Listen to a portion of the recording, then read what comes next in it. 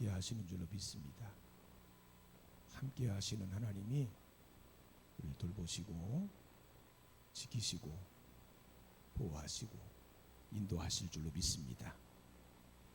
오늘 이 아침에는 이사야 38장 9절에서 22절의 말씀을 중심으로 하나님이 함께 하시니 두려워하지 맙시다 라고 하는 제목으로 은혜를 나누도록 하겠습니다. 지난 주간 우리 주찬이가 심장 수술을 받았는데 위험한 상황을 넘기며 이틀에 걸친 수술 끝에 상태가 좋아지고 있다는 이야기를 들었습니다. 주찬이는 우리가 태어날 때부터 심장이 기형으로 태어나서 기도로 살렸던 아이입니다. 하나님께서 이번에도 우리의 기도를 들어주셨습니다. 황정석 권사님께서도 1차 항암 치료를 잘 마치셨다고 연락을 받았고, 유선 권사님께서도 조직검사를 마치고 검사 결과를 기다리고 있습니다. 그리고 원로 목사님을 비롯해서 한동숙 자매님 그리고 연약한 지체들과 중보하는 기도를 하나님께서 들으시고 반드시 역사하시고 은혜 주실 줄로 믿습니다. 오늘 본문 말씀은 히스기야 왕이 가장 절박하고 비참한 상황에 직면하고 난 후에 기록한 기도시입니다. 본문에 등장하는 히스기야 왕은 왕이라고 하기보다는 죽음 앞에 벌벌 떨고 있는 한 가련한 인생의 불과함을 느낍니다. 그리고 이것이 우리 인생의 참 모습이고 우리가 하나님을 찾아야 할 이유입니다. 10절과 11절 말씀을 한번 같이 봉독하시겠습니다. 내가 말하기를 나의 중년에 수월의 문에 들어가고 나의 여생을 빼앗기게 되리라 하였도다. 내가 또 말하기를 내가 다시는 여호와를 배웁지 못하리니 산자의 땅에서 다시는 여호와를 배웁지 못하겠고 내가 세상의 거민 중에서 한 사람도 다시는 보지 못하리라 하였도다. 여러분, 이것이 바로 죽음 앞에 선 인간의 모습이. 죽음 앞에 선 인간은 아무것도 할 수가 없습니다. 영적인 일, 육적인 일, 모든 것이 스톱이에요. 이 세상에서 하고 있던 모든 일들을 할 수 없게 됩니다. 죽음 앞에 여생을 빼앗기는 거예요. 여러분, 우리의 삶은 하나님이 주시는 기회입니다. 기회를 얻어서 열심히 살아갈 때는 그 기회가 얼마나 소중한지 잘 알지 못합니다. 하지만 주어진 기회가 곧 끝난다고 생각하면 기회가 우리에게 주어진 것이 얼마나 소중한 것인가를 깨닫게 되는 거예요.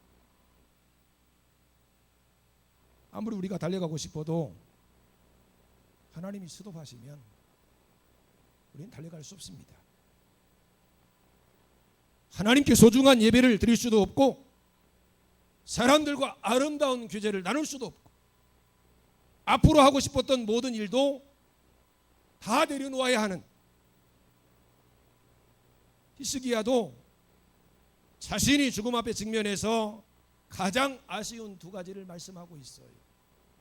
하나는 하나님의 일을 더 이상 할 수 없다는 것이고, 다른 하나는 사랑하는 사람들과 더 이상 하나님이 주시는 복을 나눌 수 없다는 것이었습니다. 여러분, 하나님께서 우리에게 기회를 주실 때 열심히 하나님을 예배하며 하나님의 일을 하시기 바랍니다. 사랑하는 사람들을 원없이 사랑하고 섬기시기 바랍니다. 이것이 하나님의 사람들이 죽음 앞에 서면 가장 아쉬운 것이 될 것이기 때문이에요. 병들기 전에, 죽기 전에 후회 없도록 열심히 해야 합니다. 마지막 순간까지 하나님께 충성하지 못하고 사람들 뜨겁게 사랑하지 못한 것이 후회되지 않도록, 여러분, 하나님의 기회는 한없이 주어지는 것이 아니에요. 때가 있습니다. 은혜를 받는 것도 때가 있어요. 이 일을 할 수 있을 때가 있습니다.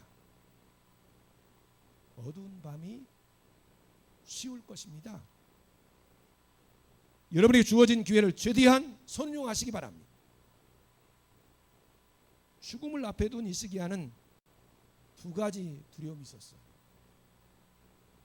영적인 두려움과 육적인 두려움입니다. 여러분, 죽음을 앞에 둔 사람이 갖는 영적인 두려움이 뭘까요? 오늘 히스기야가 그 두려움을 지금 느끼고 있는데, 그 두려움이 뭐예요? 하나님이 나를 버리신 거 아닌가? 하나님이 나와 함께 하시지 않는 것이 아닌가? 여러분, 죽음 앞에 있더라도 하나님이 나와 함께 하시고 나를 사랑하고 계시다면 담대할 수 있어요. 하지만 하나님이 나와 함께 하시나? 하나님이 과연 나를 사랑하시나? 하는 의문이 생기면 감당할 수 없는 두려움으로 우리에게 다가오는 것입니다.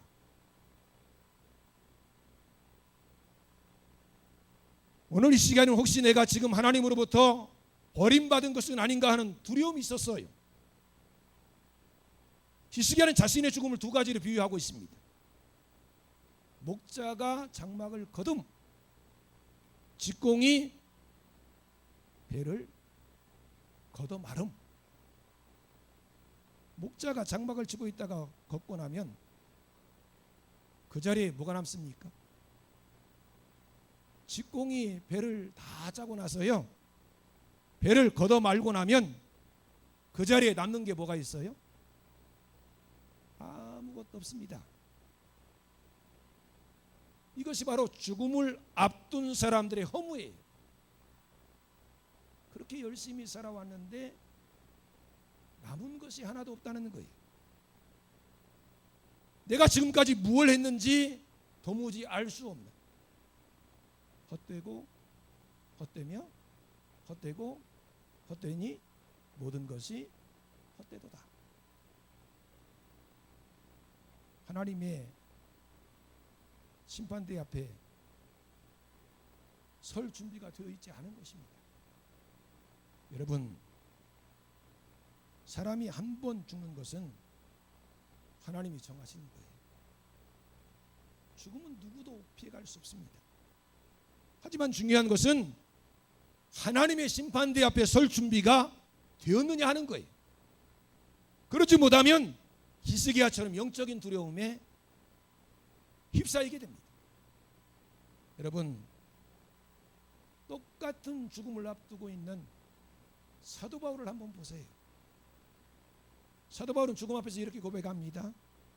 디모데후서 4장 7절과 8절에 보면, 나는 선한 싸움을 싸우고 나의 달려갈 길을 마치고 믿음을 지켰으니 이제후로는 나를 위하여 의의 면류관이 예비되었으므로 주 곧 의로우신 재판장이 그날이 내게 주실 것이며 내게만 아니라 주의 나타나심을 사모하는 모든 자에게도니라.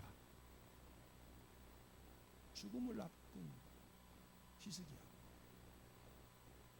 사도 바울, 그 모습이 어떻게 이렇게 다를 수 있습니까?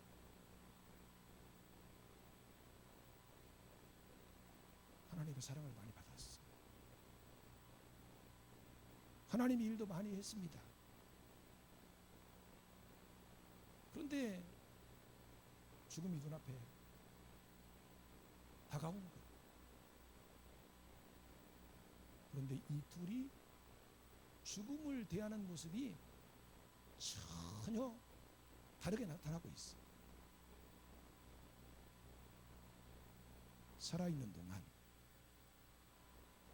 영적인 준비를 해야 영적 두려움에서 벗어날 수 있다는 사실을 기억하시기 바랍니다.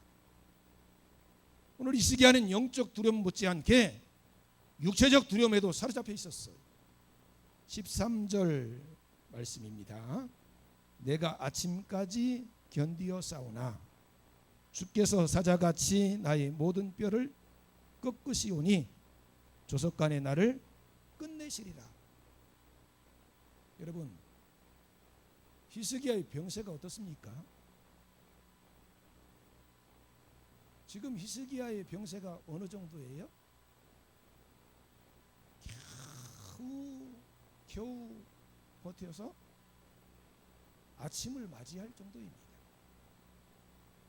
죽을 힘을 다해서 버텨가지고 아침을 맞이하긴 했지만 이제 도저히 더 버텨낼 힘이 없어요. 그 고통이 얼마나 심한지 마치 사자가 양을 잡아먹으며 먼저 뼈를 다 부서뜨려 놨는데 아직 의식은 살아있어서 죽음의 공포가 몰려오는 것 같다고 말합니다. 모든 뼈가 다 꺾여 있어가지고 움직일 수는 없어요. 그런데 의식은 살아있어요. 죽음이 점점 더 가까이 다가오는 것을 느낄 때 그 두려움, 그 공포 얼마나 어렵고 힘들었겠습니까? 히스기야의 병세는 소망이 전혀 없어 보여요. 이런 상황에서 어떻게 해야 합니까? 하나님께 기도해야 된다는 것은 너무나 잘 알고 있어요. 하지만 이런 상황에서는 기도가 나와야 안 나와요? 기도가 잘 안 나옵니다. 기도해야 되는데 기도가 안 나와요. 뼈를 꺾인 아픔 속에서 기도하기란 참으로 어려운 거예요. 그래서 우리가 중보하며 기도해 주는 것입니다. 그 사람은 그럴 여유가 없기 때문에 도저히 아파가지고 그 아픔도 견딜 수 없기 때문에 우리가 그런 사람들을 위해서 중보하며 기도해 주는 거예요. 기도는 나오지 않아요. 어떻게 하면 고통을 줄여볼 수 있을까?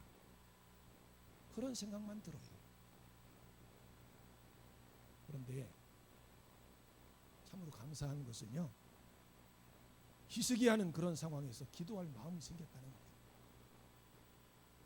그리고 하나님 앞에 마지막 힘을 다해서 기도를 드린 것입니다.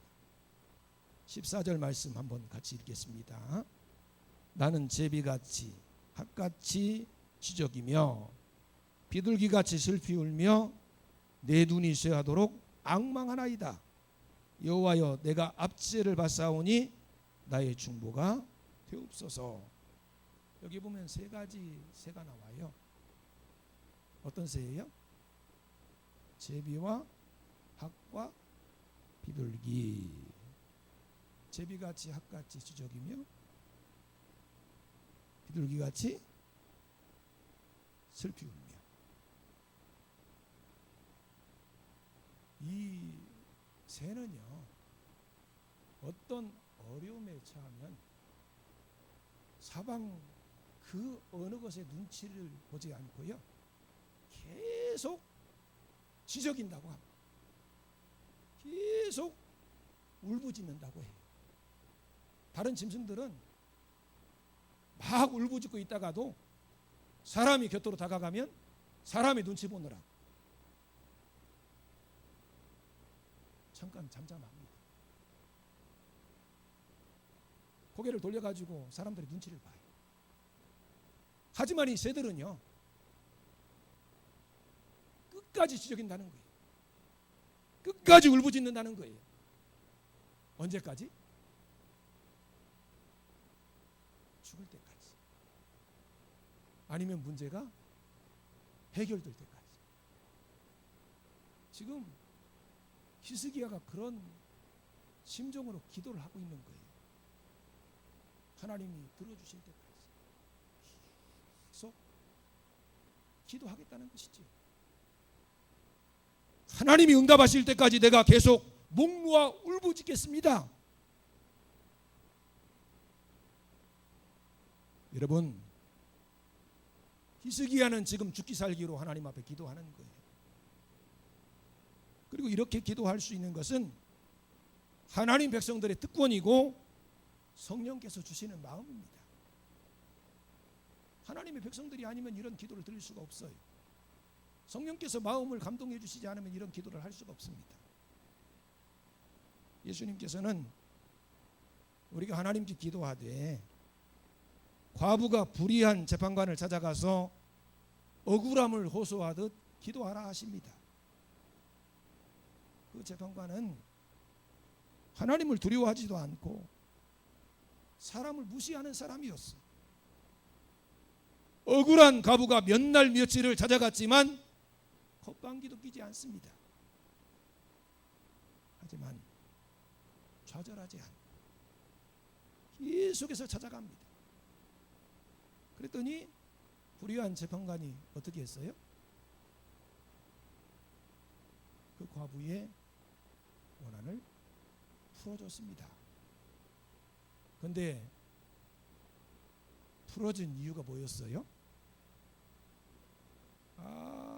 열심히 문제를 해결받으려고 저렇게 찾아오는데 내가 저런 사람을 위해서 일하지 않으면 누구를 위해서 일할까?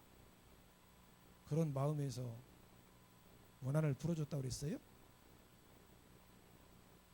내가 저 문제를 해결해 주지 않으면 날마다 나를 찾아와서 귀찮게 할 게 뻔하고 괴로워서 못 살 것 같으니까 원한을 풀어준 것입니다. 여러분, 우리는 기도를 너무 쉽게 포기하고 기도를 너무 점잖게 하려고 합니다. 끝까지 물고 늘어져서 끝장을 봐야 합니다. 히스기야는 하나님께서 응답하실 때까지 기도할 마음을 먹은 거예요. 응답해 주시지 않으면 여기 나오는 새들처럼 끝까지 시끄럽게 울부짖을 생각을 했습니다. 그러면서 지금 자신의 그 압제받고 있는 상황, 죽음의 독촉을 받고 있는 그 상황에서 여호와 하나님이 중보가 되게 되어 달라고 호소를 합니다. 여러분, 아까도 제가 말씀드렸지만 어느 때까지는요, 하나님의 백성이라면 기도하는데 최선을 다합니다. 내가 이런 어려움에 처해 있는데 하나님, 나의 이 모든 어려움을 다 해결해 주세요. 하나님 앞에 밤낮으로 매달려 기도합니다. 하지만 뼈가 꺾이고 그 아픔이 극도에 달할 때 기도할 수 있어요, 없어요? 기도를 못 한다는 거예요. 나는 하고 싶은데 기도가 안 나와요. 너무너무 아파서 비명소리만 나옵니다. 그럴 때는 어떻게 해달라고요? 여호와 하나님이 중보해달라고, 하나님이 대신 나를 위해서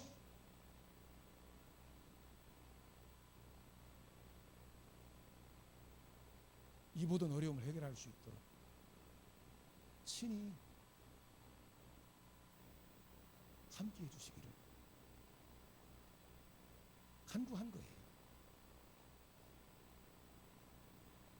최선을 다해서 기도하겠지만 죽음의 고통이 너무 심해서 기도하지 못할 상황이 오게 되면 하나님께서 자신의 중보가 되어달라는 것입니다.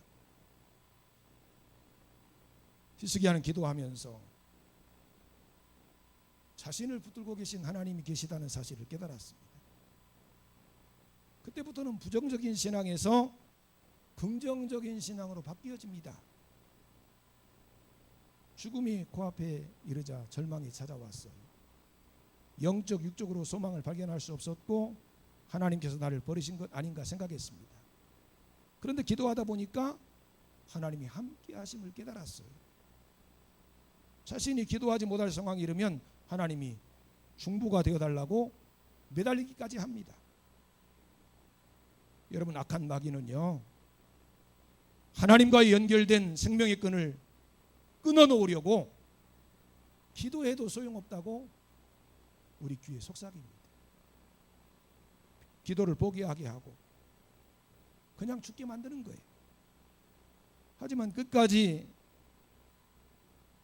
매달려 기도하더니 신앙이 변하기 시작했습니다. 15절 말씀 같이 한번 읽습니다. 주께서 내게 말씀하시고 또 친히 이루셨사오니 내가 무슨 말씀을 하오리이까? 내 영혼의 고통으로 말미암아 내가 종신토록 방황하리이다. 이제 그는 병든 육체를 보지 않고요, 하나님의 약속의 말씀을 붙들었어요. 하나님의 신실하심을 의지하기 시작합니다. 하나님께서는 다윗에게 언약하셨어요. 자기 종이 무능하고 부족한 것 때문에 멸망시키거나 그 자리를 빼앗지 않기로. 하나님의 종이 죄를 지었을 때 때리기는 하시지만 회개하고 진심으로 돌아오면 버리시지 않겠다고. 히스기야는 그 말씀을 붙잡고 하나님께 다시 한번 기회를 달라고 간구합니다. 한 번만 기회를 더 주시면 사람에 의해 좌지우지되지 않고 끝까지 하나님의 뜻대로 최선을 다하겠다고 약속했습니다. 16절입니다. 주여, 사람이 사는 것이 이에 있고 내 심령의 생명도 온전히 거기 있사오니 원하건대 나를 치료하시며 나를 살려주옵소서. 하나님의 응답받는 가장 좋은 기도는 하나님 나라를 위해서 한 번 더 기회를 달라고 기도하는 거예요. 하나님의 나라와 의를 구하는 기도가 바로 이런 기도입니다. 하나님께서 한 번만 더 기회를 달라고 혼신의 힘을 다해서 주님을 섬기겠다고 하나님께 간구하면 하나님께서 그 기도를 기뻐받으시는 것입니다. 이렇게 하나님의 뜻을 붙잡고 간구하는 기도는 감사와 찬송으로 마치게 되어 있어요. 왜냐하면 기도하는 중에 벌써 응답을 받기 때문입니다. 17절 말씀도 같이 한번 읽겠습니다. 보옵소서, 내게 큰 고통을 더하신 것은 내게 평안을 주려 하심이라. 주께서 내 영혼을 사랑하사 멸망의 구덩이에서 건지셨고 내 모든 죄를 주의 등 뒤에 던지셨나이다. 사실 지금 히스기야가 기도하고 있는 이 상황 속에서는요, 그의 병이 고쳐진 게 아닙니다. 그런데 지금 히스기야는 고쳐진 것처럼 찬송하고 감사하고 있어요. 그러면서 그 고통이 내게 정말 쓸데없는 것이라고 말하지 않고 뭐라고 말합니까? 유익한 것이었다고, 자신에게 유익한 것이었다고 고백합니다. 하나님의 손에 붙들려 쓰임받으면서도 하나님의 뜻에 절주하지 못하고 사람의 뜻에 따라서 왔다 갔다 했어요. 그리고 사람들 앞에는 충성되었을지 몰라도 하나님 앞에서는 그 모든 일이 죄로 드러났습니다. 그리고 어느 순간 충성되었던 종이 무서운 죄인이 되었어요. 하나님께서는 히스기야의 병을 통해서 너희 죽고 사는 것이 내 손에 달렸는데 누구의 말을 듣겠냐고 물으신 것입니다. 히스기야는 하나님의 일을 한다고 하면서 사람을 많이 의식했어요. 그래서 결국 죄와 타협하고 잘못된 길로 나아갔습니다. 하나님께서는 그를 붙잡아 뼈를 다 부수어 놓으셨어요. 그리고 하나님만 향해서 부르짖게 하신 것입니다. 그래서 결국 다시 사는 부활의 신앙을 갖게 되었고 무서운 멸망에서 구원하신 하나님을 찬양하게 된 거예요. 여러분, 우리의 신앙은 어떻습니까? 히스기야처럼 변질되지는 않았는지, 그래서 하나님께 맞고 있지는 않은지, 우리 자신을 돌아보며 하나님께로 돌아가야 합니다. 하나님께 엎드려 살려달라고 부르짖어야 돼. 하나님께 한 번만 더 기회를 달라고, 헌신의 힘을 다해서 주님을 섬기겠다고, 하나님의 뜻대로 살겠노라고 하나님께 간구하면 하나님께서 우리의 기도를 들어주실 것입니다. 사람은 한 번 영원한 죽음에 떨어져 버리면 더 이상 소망이 없어요. 사람들에게 주어진 기회는 오직 단 한 번이고 죽기 전까지입니다. 그러므로 가장 시급한 일은 돈 버는 것도 아니고 장사 잘하는 것도 아니고 주위가 올라가는 것도 아니에요. 이 세상 사는 동안 생명의 근원 되시는 하나님을 바로 알고 그 하나님을 기쁘시게 하는 것입니다. 하나님께서는 그 하나님을 알고 그 하나님의 뜻대로 살겠다고 다짐하는 히스기야에게 무화과 한 뭉치를 가져다가 종처에 붙이라고 말씀하십니다. 하나님께서 드디어 손을 대신 거예요. 여러분, 하나님께서 만져주시면 우리에게 소망이 있습니다. 여러분에게 어떤 문제가 있든지, 그것이 질병이든지 도저히 해결할 수 없는 어려운 문제든지 걱정하고 근심하지 마시기 바랍니다. 히스기야처럼 이제부터라도 바로 살겠노라고 하나님 앞에 기도하시기 바랍니다. 기도 중에 함께 하시는 하나님을 만나시기 바랍니다. 우리를 보호하시고 도와주시고 인도하십니다. 하나님께서 주시는 우리의 남은 인생은 우리와 함께 하시는 여호와 하나님만 의지하며 섬기고 하나님 말씀 붙잡고 승리하시길 바라고 좌로나 우로나 치우치지 않고 하나님을 기쁘시게 하는 삶이 되시기를 주님의 이름으로 축원합니다. 기도하시겠습니다. 우리와 함께 하시는 살아계신 하나님 아버지, 히스기야처럼 우리의 삶에 어려움이 있을지라도 부르짖는 자가 되게 해주시옵소서. 하나님은 우리를 질병에서 건져주시며 모든 문제를 해결하시는 전능자이신 줄로 믿습니다. 영육범사에 고통받는 심령들을 위로하시고 하나님의 손으로 만져주시옵소서. 회복되게 하시고 감사와 찬양을 드리게 해주시옵소서. 한 주간의 삶을 승리하도록 역사하시기를 간절히 바라옵고 예수님의 이름으로 기도드리옵나이다. 아멘.